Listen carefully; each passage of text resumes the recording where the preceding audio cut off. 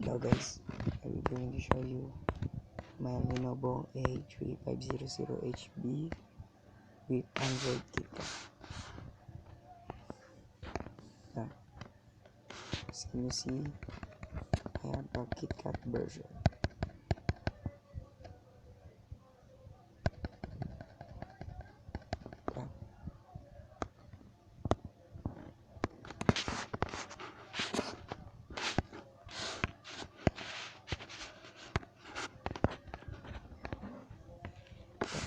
I checked software. It's the latest version. It's my model number. If you want to root your Android, just download iRoot on computer APK,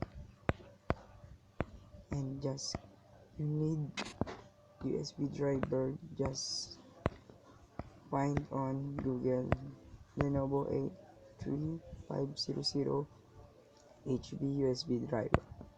Then after that, open the USB driver and connect your Android on computer.